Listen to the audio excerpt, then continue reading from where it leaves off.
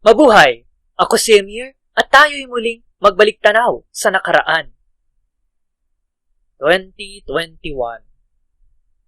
2021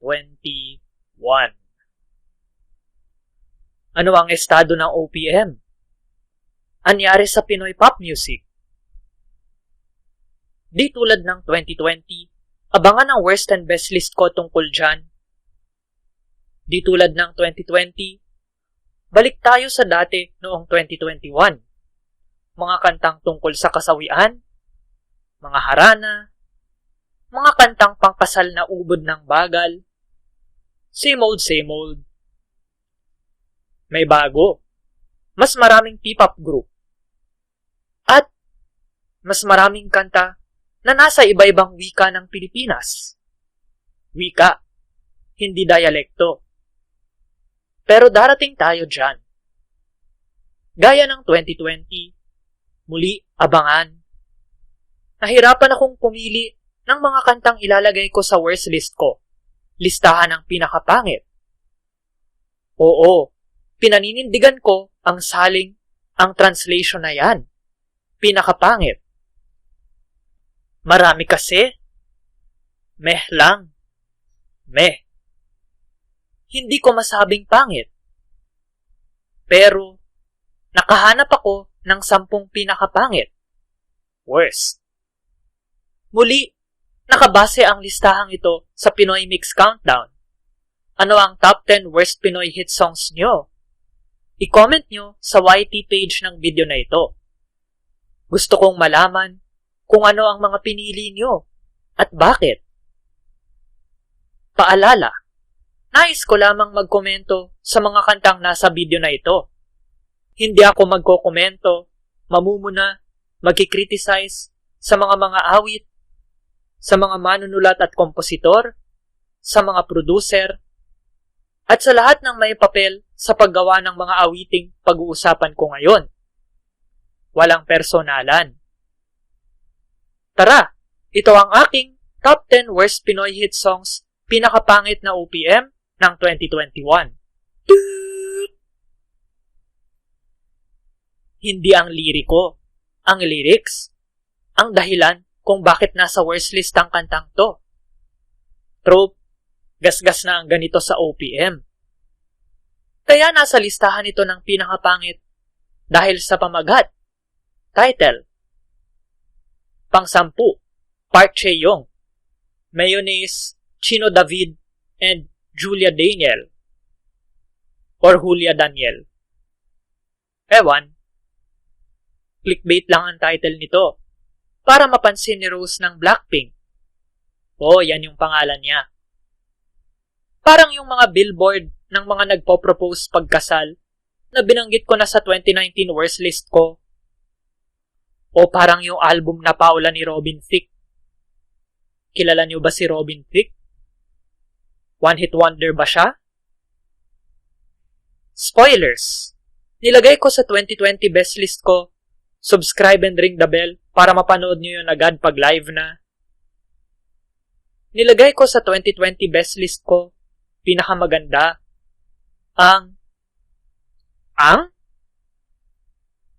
Basta, ang angkutis. Nagawa rin ng mayonnaise. O mayonnaise. Pinangalan yung kantang yon kay Ann Curtis. Gets ba? Ang kutis, Ann Curtis? Ano pagkakaiba ng dalawang yon? Hindi naman nililigawan ng kantang Ang Kutis si Ann. Ang Park Chae-young. Ayan lyrics. Obvious naman, di ba? Kay Rose kaya, obvious ba? Hindi naman siya nakakaintindi ng Pilipino Oops, Filipino, hindi Pilipino. Magkaiba yon. At hindi rin Tagalog. Iba rin yan. Tandaan.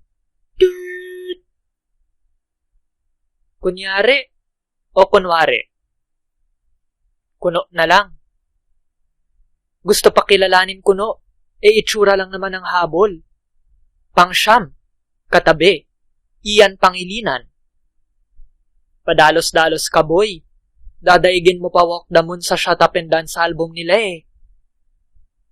Naku, idiretso mo na lang. Parang yung animated movie na Swan Lake. What? You're all I ever wanted. You're beautiful. Thank you. But what else?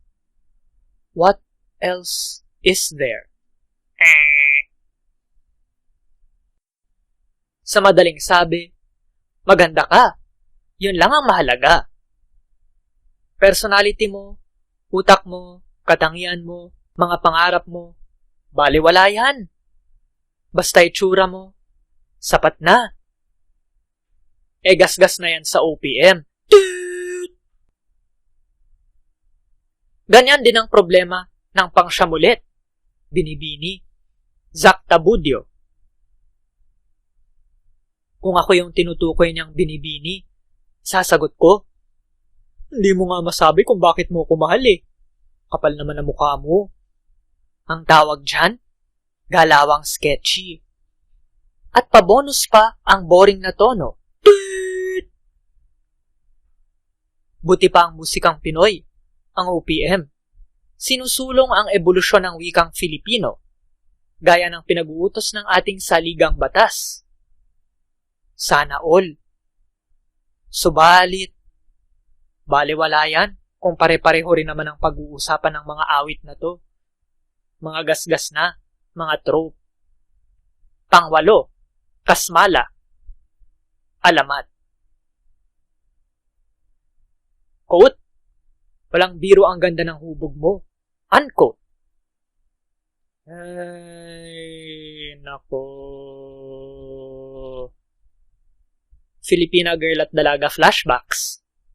Naalala niyo pa ba yon? Dalagang Filipina eh.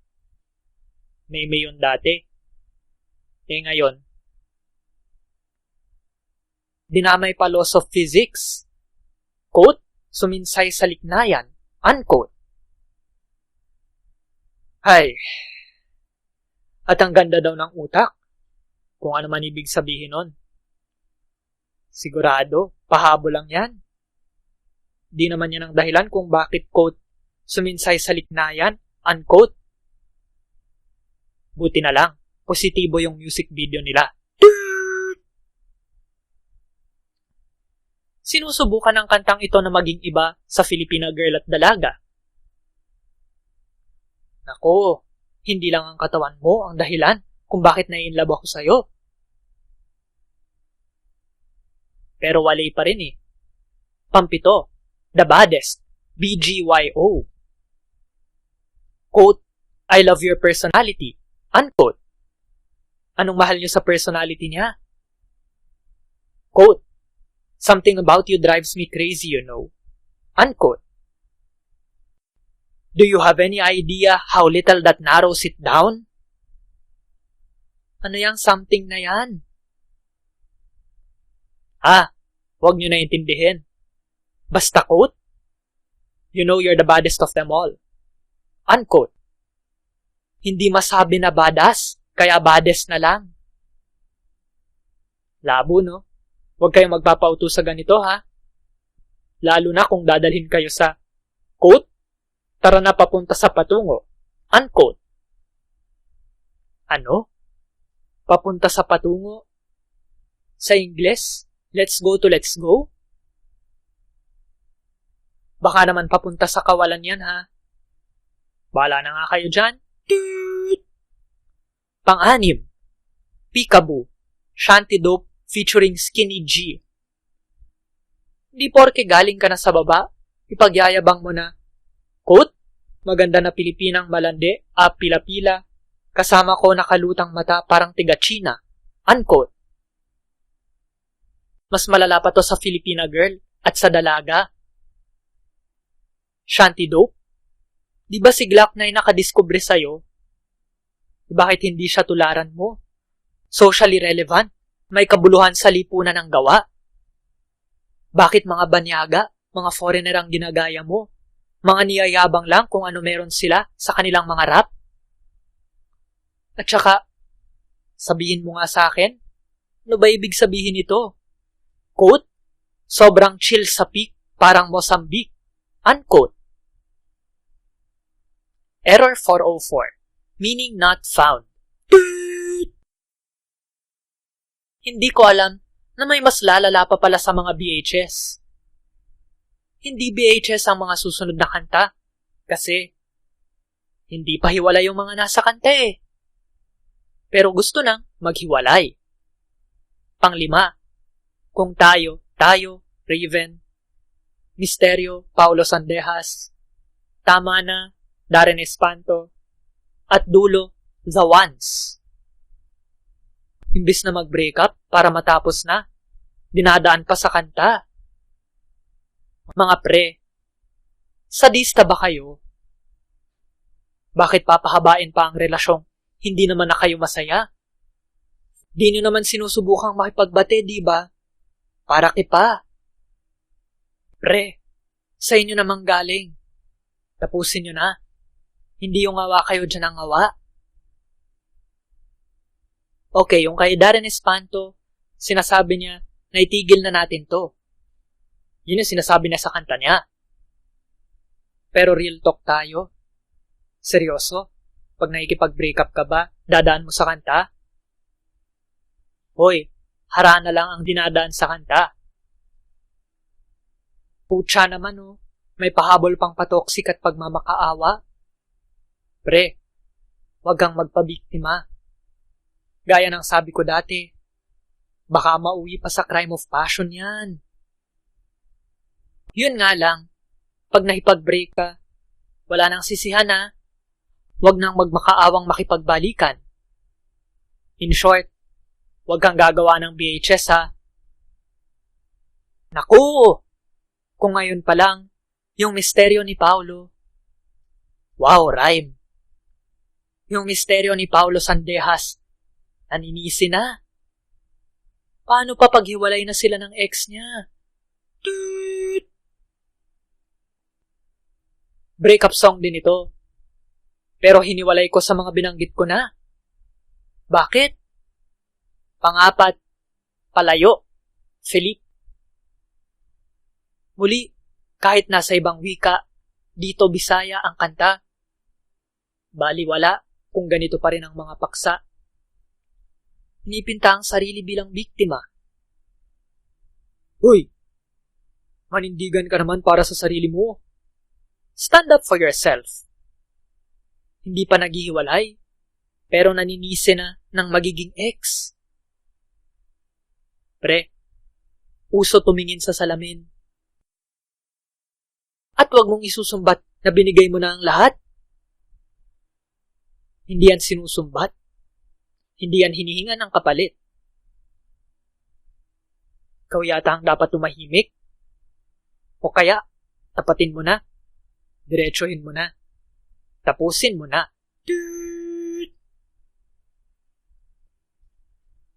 Pareho ang problema ng huling kanta at ng pangapat ulit. Simula pa lang nung una. Zach Tabudio.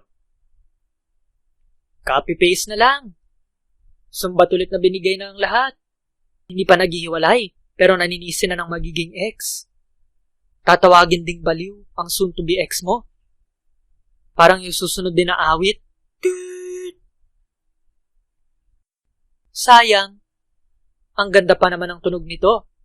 Early 1950s rock and roll ang dating. Subalit, basura lyrics eh. Pangatlo, Darling Darling, Rob Daniel. Hindi lang nakakadismaya ang kantang to, kundi nakakagalit. Hiwalay na nga kayo, pero gusto mo makipagbalikan kasi trip mo mga laro niya. Mga laro niya? Eh ikaw itong lumalapit ulit eh. Ikaw yata itong gusto makipaglaro. At yung terminong yan, idaan sa laro. Uy, hindi pinaglalaroan ang emosyon ng iba. Tapos tatawagin mo pa siyang baliw. Tatawagin mong baliw yung ex mo. Sigurado ka bang siya yung nakikipaglaro sa'yo? Pinaglalaruan mo siya eh. Ikaw ang naglalaro. Para kang bata. Magpakatanda ka naman. Kaya anong karapatan mo para pagsabihan siya kung ano ang dapat gawin niya? Bakit tingin ko, imahinasyon lang niya lahat ng nangyayari sa kantang to, no? Tingin niya gusto makipagbalikan ng ex niya sa kanya. Siya tong hindi makausad sa buhay. Pre, move on. Kung di ka naaawa sa kanya, maawa ka naman sa sarili mo. Dude. Isa pang nag-i-imagine ito. Pangatlo ulit, para sa mga ex, Zach Tabudio. Nag-i-imagine din na gusto makipagbalikan ng ex niya sa kanya. Siya ito talagang gusto makipagbalikan eh. At ganun din, kapal ng muka, sinisi rin ang ex. Nag-iimbento ka lang yata ng kwento eh. Kwentong barbero? Hindi ka naman barbero. Dinamay mo pa Lisken. Nanahimik na nga sila. Alam mo, pre, sana self-deprecation na lang ginawa mong kanta, no? Kesa sisihin ang iba, sisihin mo sarili mo. Gawin mong biro ang sarili mo. Aminin mo na nagpapakatanga ka. Tingin mo, bakit classic ang pare ko? Dude! Alam niyo na pakiramdam ko sa mga VHS. Pinag-usapan ko na yan sa 2019 worst list ko. Pinakapangit na kanta na Pinoy na kanta noong 2019. Madalas sa VHS, sinisisi yung ex. Minahal naman kita. Ginawa ko naman lahat. Bakit mo ako iniwan? Ngunit masayo ko yung sisisihin mo pareho kayong dalawa. Pero yun pala, mas marami kang sisi sa naging karelasyon mo. Sinisi mo pa sarili mo, magmamalinis ka rin pala. Pangalawa, ikay babalik pa ba? Juris. Okay, may punto para sisihin yung ex. Nagtataksil eh. Mas malala kung kasal yan.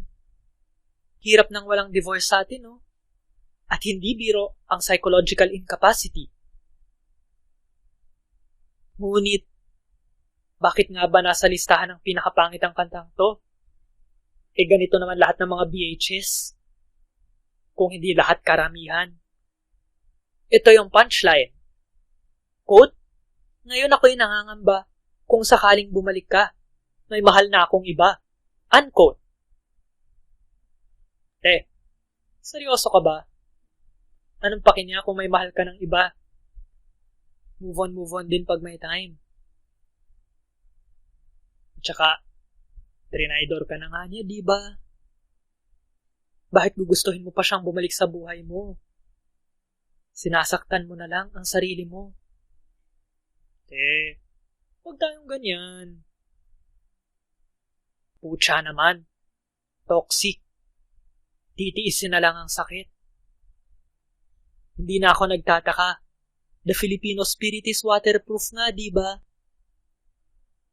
Bakit ba natin tinitiis ang mga ganitong awit? Bakit ito ang nagiging sikat? Nagiging hit? Lalo na tong top 1. Pero bago yan, dishonorable mentions muna. Golden Arrow. Bini. Ano ibig sabihin ng Golden Arrow? Ewan. Error 404. Win. Press hit play. At Born to Win. Bini. Yeah, we gonna go up. Ibibigay ko ang aking puso. Mga tol, lightning never strikes twice. Kaya bakit ganun din yung mga debut nyo? Wala na bang ibang pwedeng pag-usapan? Lalo na yung Win. Press hit play. Huwag na kayo magtaka kung bakit wala pa kayong nagiging ibang hit. One hit wonder? Huwag naman sana. When I'm with you. BGYO. Halatang hindi nagbabasa ng DC Comics yung sumulat nito. Quote, I'm Batman with Superman might. Unquote. Wow. Fail. Magkaiba po ang kapangyarihan ni Batman at Superman. Super strength si Superman. Si Batman, pera. Money. Tabi-tabi po. JMKO. Ang boring ng tono nito. Habang pinapahinggan ko to, iniisip ko si SpongeBob na paulit-ulit na nagsasabing, I'm waiting, I'm waiting, I'm waiting, I'm waiting, I'm waiting. Sakto sa lyrics ng kanta. Backhouse Bowling. Manila Grey featuring James Reid. Ano pa ba asahan ko? James Reid nga eh. This song means nothing. Mema lang. Binibigyan ng superhuman characteristics ang nililigawan. Bituin na nagmula sa langit. Nanguuto pa eh. Madidisappoint naman pag mas nakilala na nila. Parang Walk the Moon. Bakit ang bitter ko sa Walk the Moon, no? He's into her. BGYO. Parang shut up and dance. Walang problema doon. Sabi ko nga sa review ko ng Urduha, walang original, walang nagsisimula sa wala. Pero bakit sa mga ganitong kanta, di naman nilalarawan, dinedescribe yung object of affection? Anong meron siya? At na-inlove ka sa kanya? Teka, ganon din naman shut up and dance eh. Ano nga ba punto ko? Shoutout sa mga BHS as usual. Special mention sa mga sumusunod. Neverland. Inigo Pascual. Move on, pre. Huwag magpaka Peter Pan. Time to grow up. Hindi ko kaya. Zach Tabudio. Mas gusto ko yung kanta ni Eric Santos. At least may personality yon. Kung yun na lang kaya ni-remake mo, no? Pagsamo, Arthur Neri. Sobrang nakakaantok ng tono ng BHS na to. Negative ang tempo. Napapahikab ako. Tinadhana sa'yo, Zephanie. Bakit puro ganito lagi nakakapasok sa himig handog, no? Pangalawang bitaw, The Ones. Pre, di kayo makakamove on kung ganitong lyrics ang isusulat nyo. Sabi nga ng Nike, just do it. Siguro nga, Sponge Cola. Alam ko, happily married si Yael Yuson. Kaya bakit sumusulat siya ng BHS? Dahil sa K-drama. Walang masama doon.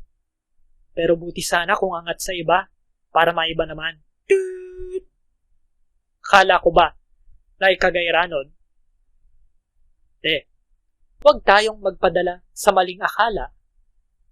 May mga kumakalat na balita na ang misis ni Juan ay madaling makuha. Ako naman, akala ko interesting itong BFF ni Karen Davila. Nadismaya ako. Alam niyo ba kung kanino pa ako nadismaya? Sa Kalam, Gigi Delana. Kahit ilang beses na nirekomenda ng YT sa akin ang mga video niya at ang YT channel niya, di ko pinanood yung mga Gigi vibes niya, yung mga remake, cover.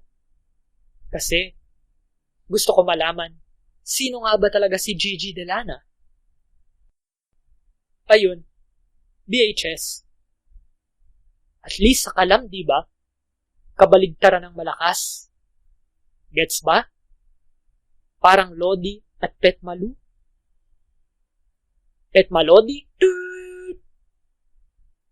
Lost with You, Main Mendoza. Ay, man. Interesting ka dati. Interesante. Nasaan ang personality mo? Para ka lang bang sina Gigi Delana o Laika Gayranod pagdating sa musika? Danger, Inigo Pascual, Common Kings, DJ Flick. Gusto ko ng sex jams. Pero bakit ang gagayahin pa? Yung sex jam ng mga foreigner. Tatawaging bad girl. Naku, gasgas na yan. Pati nga BGYO, ginawa na yan eh. Sigurado, Bel Mariano. Alam niyo yung WGWAG o Wagwag? White guy with acoustic guitar? Yung kantang to, parang white girl with acoustic guitar. Di naman interesante o interesting yung lyrics. Muli, gasgas na sa OPM. Pasalubong, Ben and Moira. Hilig nating mga Pinoy sa unrequited love, no? Pag-ibig na walang balik. Hindi ko rin alam bakit ang hilig natin sa mga kantang Ubod ng Bagol.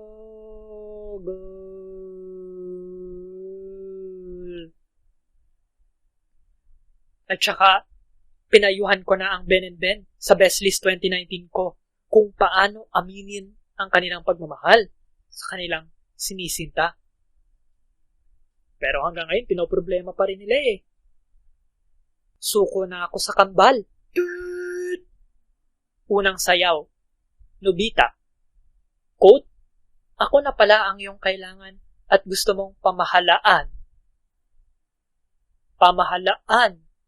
Basta yung emphasis, yung punto nandun saan. Pamahalaan. Mukha Pangulo. Higa, Arthur Neri. Paula Byrovin Thick Vibes. Bituin, Marlo Mortel. Error 404. Lyrics not found. Ay. Numero 1.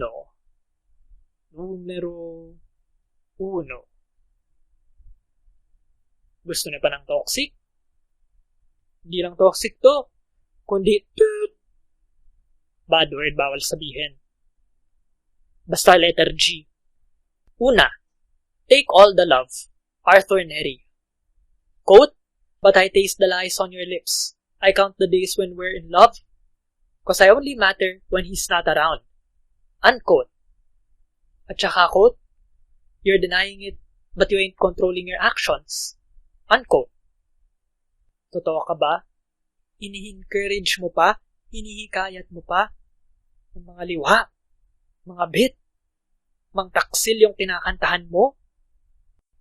Ako, ang hirap niyan kung kasal adultery yan o concubinage. Bakit magkaiba? Kung babae ang kasal, adultery. Kung lalaki, concubinage. Bakit?